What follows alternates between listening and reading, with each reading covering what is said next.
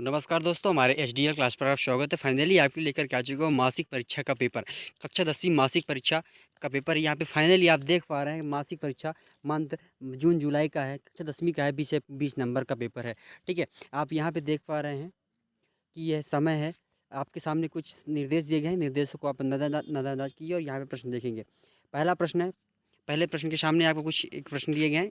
Wait for in सारे के answer मैं आपको इसी वीडियो में एंड में दिखा दूंगा। पहले आप प्रश्न देखें, फिर इनके आंसर भी देखे जाएंगे।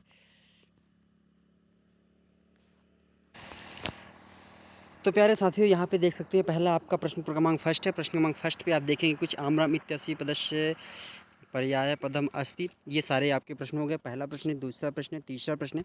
ये प्रश्नों के आप फटाफट स्क्रीनशॉट कीजिए और वेट फॉर इन मैं आंसर इस वीडियो के अंत में पूरा दिखा दूंगा।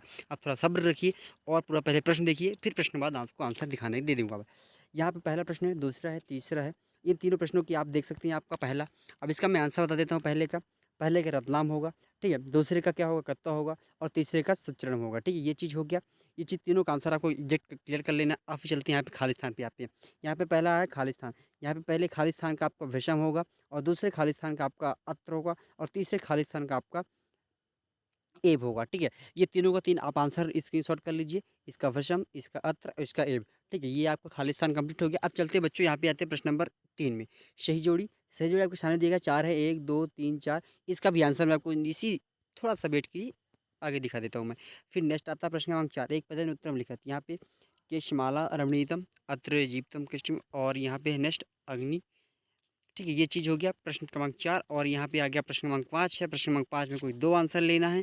4 प्रश्नों में से कोई 2 हल करना है। और ये प्रश्न क्रमांक 6 आपका है। इस प्रश्न क्रमांक 6 में ये सारे क्वेश्चन दिए गए। इन क्वेश्चनों का आंसर मैं अभी बता देता हूँ। ये प्रश्न क्रमांक 6 का आंसर, पहले का आंसर यहाँ से ये होगा, पहला नंबर का। दूसरे का आंसर होगा यहाँ से यहाँ तक।